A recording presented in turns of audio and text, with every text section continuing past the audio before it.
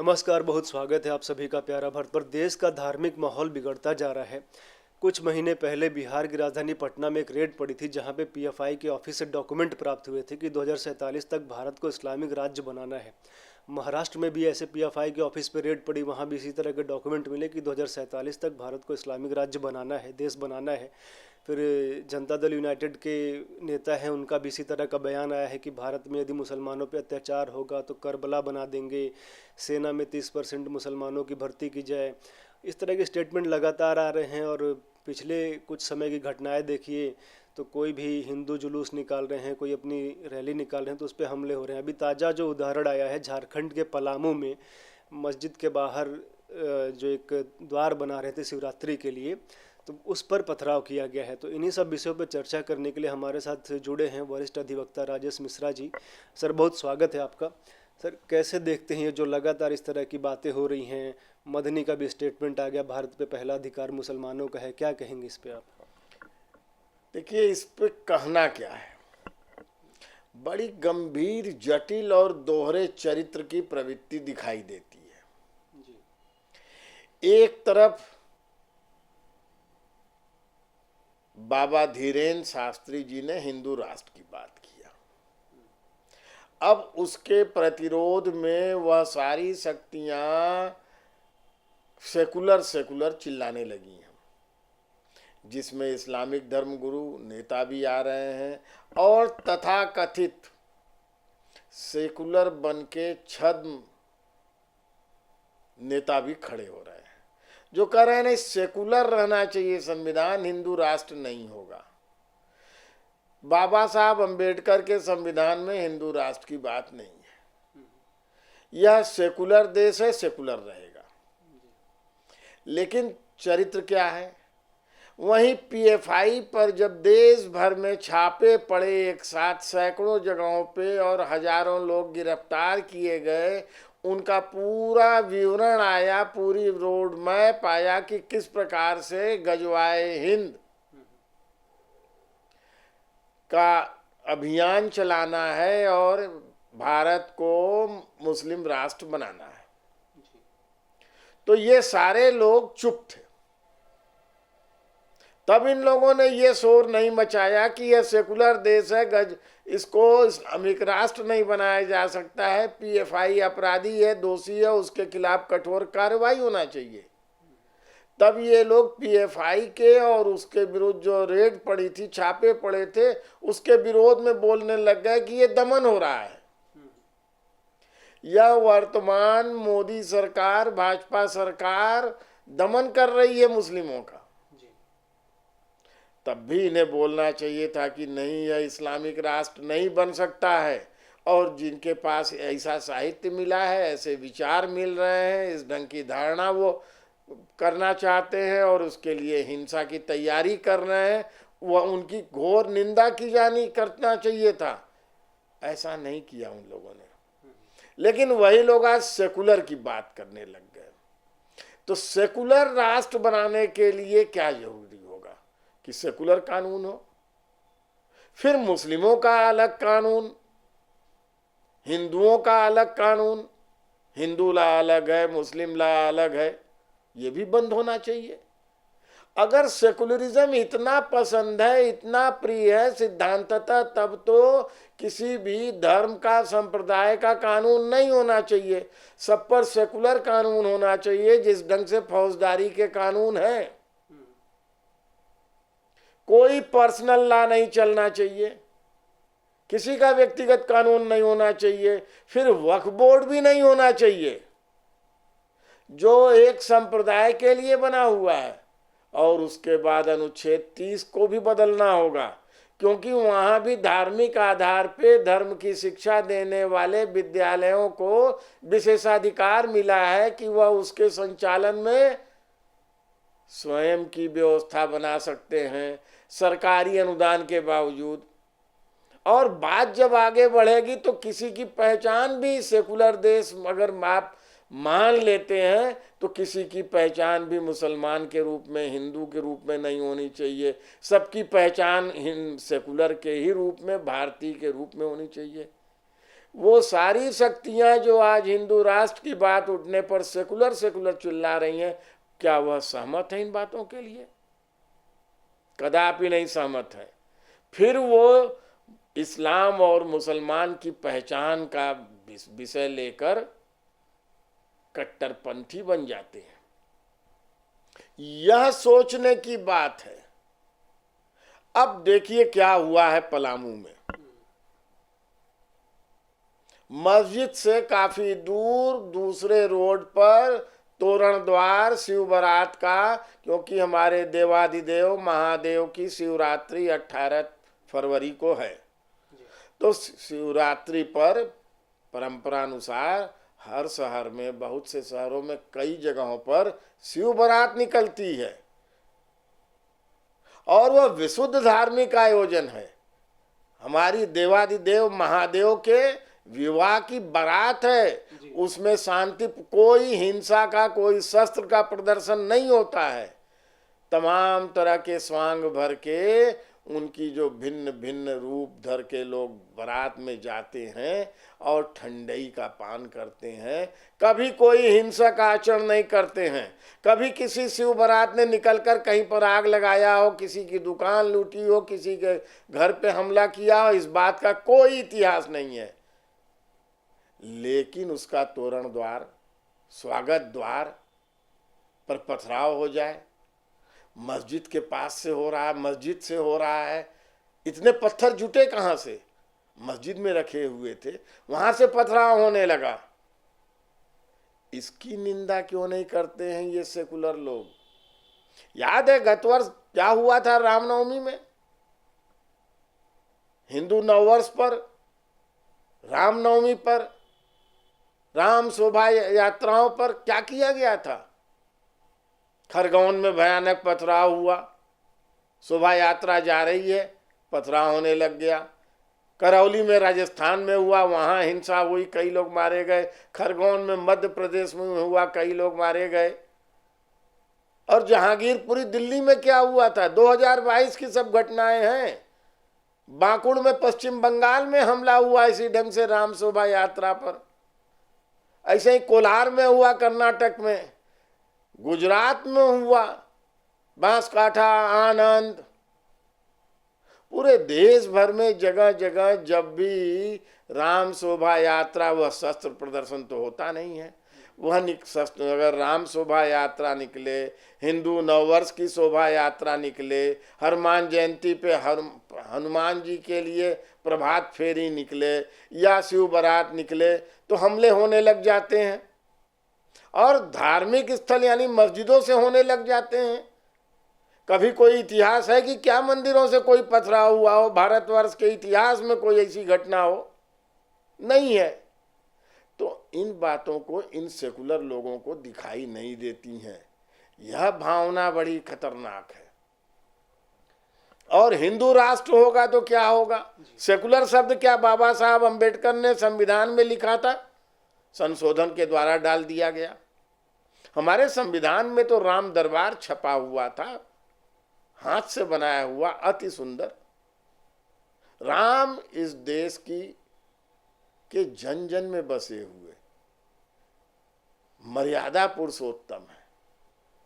पीढ़ियों से, शताब्दियों से, हजारों साल से लोगों के दिल में छाए हुए हैं। उनका आदर्श चरित्र है जिस पर कोई कलंक नहीं है। अभी रामचरितमानस पर जो विवाद उठाया जा रहा है, वह राम जी के चरित्र पर कोई विवाद नहीं है। उनका जो चरित्र लिखा हुआ है उस पर कोई विवाद नहीं है। समुद्र ने एक दोहा कहा है, उसके कथन पर विवाद किया जा रहा है। राम तो निर्विवाद है। राम केवल भारत में ही नहीं, विश्व की सभी सभ्यताओं में कहीं न कहीं दिखाई देते हैं। अभी तुर्की में मंदिर प्राप्त हुआ है, बाली द्वीप इंडोनेशिया का है, वहां पे राम जी का चित्र विद्यमान है, मंदिर विद्यमान है। कंबोडिया में है। हमारे महादेव राम जी पर यह सर्वत्र विराजमान है। राम जी पर विवाद नहीं है। विवाद तो रामचरितमानस पे है, विवाद तुलसीदास पे है कि नारी विरोधी हैं, पिछड़ा विरोधी हैं। भाई यही प्रश्न बार बार उठता है कि वह बात क्या कही गई है उसकी व्याख्या विशेषज्ञ करेंगे। तो विशेषज्ञ करें या राजनेता करने लग जाते हैं तो उस पर शास्त्रार्थ हो जाना चाहिए। हमारे यहाँ तो इसकी विराट परंपरा है, उसके लिए कोई तैयार नहीं होगा। और अगर लगता है कि वह बात समाज के प्रतिकूल है, संविधान के प्रतिकूल है, तो जाइए न्यायालय। वसीम रिजवी तो गए थे कुरान की 26 आयतों के विरुद्ध जी।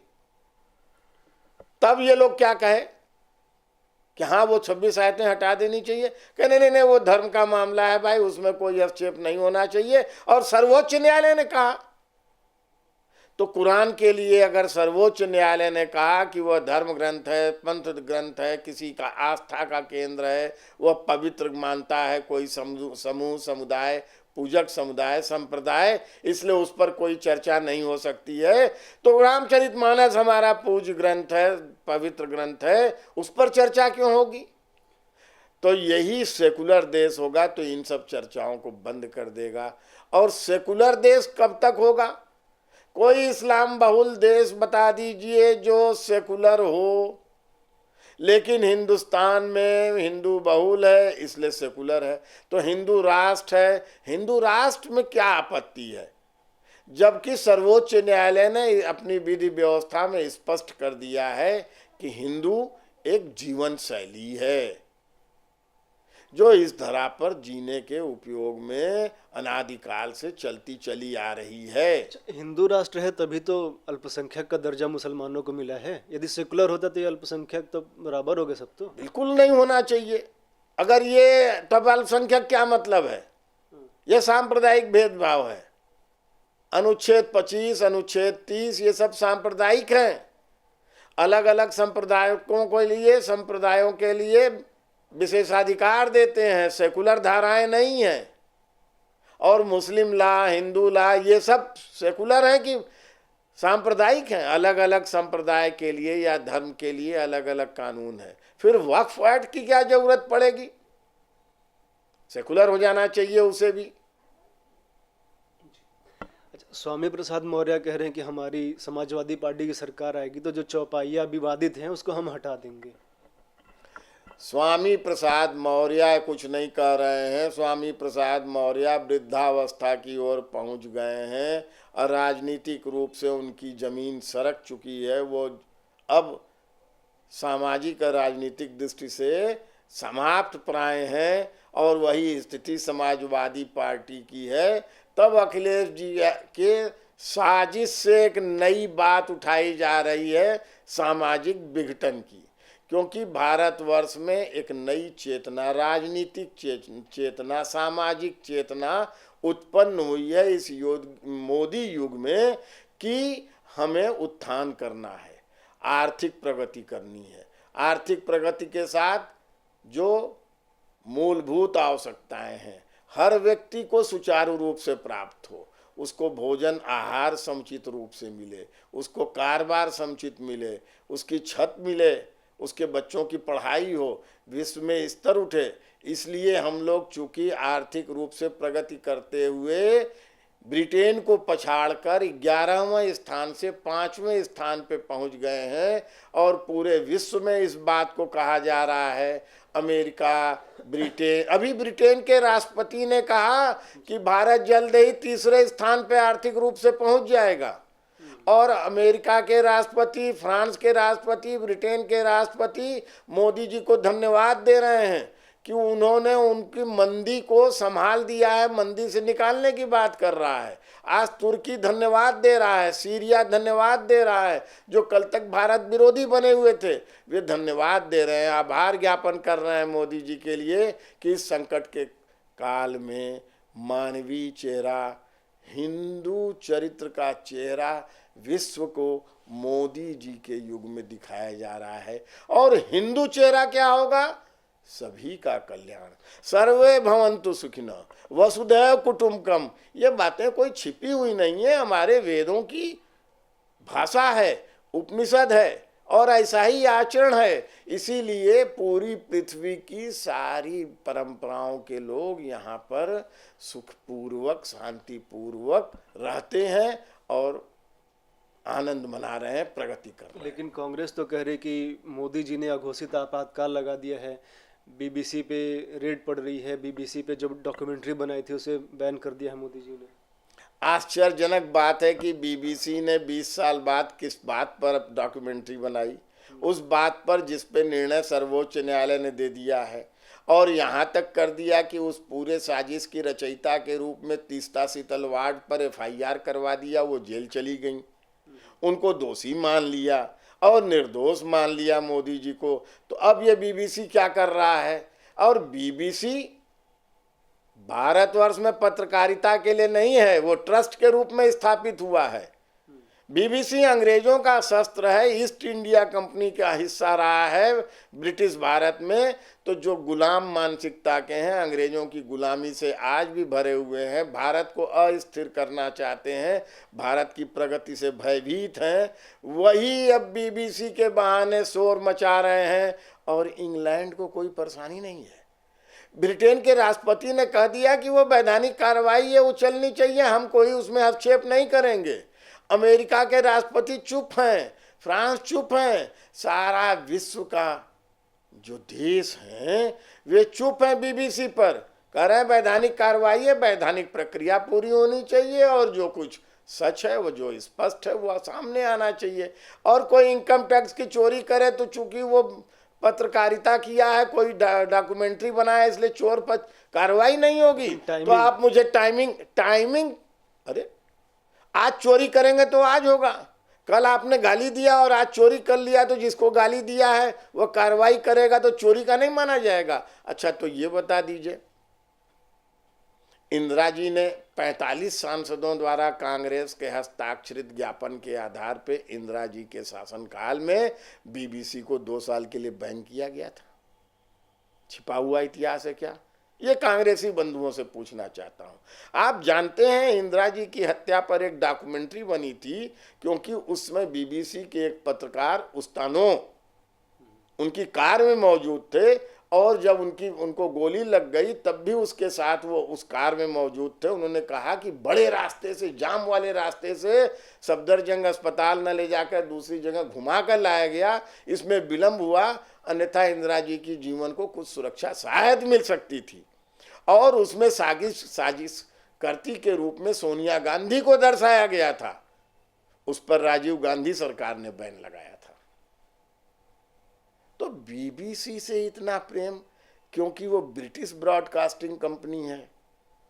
कांग्रेस को वह ब्रिटेन के समर्थन में आ जाती है। अरे ब्रिटेन में तो वह डंका भारत का बज रहा है कि अभी जो एलिजाबेथ के स्वर्गवास उपरांत नई रानी बनने जा रही हैं, अपने ओथ सेरेमनी में वह ताज नहीं पहनेंगी जिसमें कोहिनूर लगा हुआ है, क्योंकि कोहिनूर पे भारत का क्लेम है और भारत की बात को वो नकारना नहीं चाहती हैं, भारत के क्लेम को नकारना नहीं चाहती हैं। भारत का सम्मान करते हुए कोहिनूर लगा ताज नहीं पहनेंगी कैमिला महारानी बनने के समय शपथ लेने के लिए। देश के भारत का तो वह डंका बजा। देश के अंदर 2024 का जो लोकसभा चुनाव आना है, स्वामी प्रसाद मौर्य जो रामचरितमानस पे प्रश्न उठा रहे हैं, वो कह रहे हैं कि 6000 जातियाँ पिछड़े दलित हमारे साथ हैं। 2022 का जो विधानसभा चुनाव हुआ था, समाजवादी पार्टी का वोट परसेंटेज 10% बढ़ा था। इस बार कुछ पिछड़े और तोड़ लेंगे तो एक बड़ा झटका दे पाएंगे, लग रहा है। देखिए, पूरी राजनीति इन लोगों की समाज के विघटन तोड़ फोड़ से होती है। जातिवादी राजनीति के ये लोग मसीहा हैं, जातिवादी विद्वेष पैदा करते हैं और सांप्रदायिक विद्वेष पैदा करते हैं, उसी के आधार पर राजनीति करते हैं। इनकी कुल उपलब्धि यही है।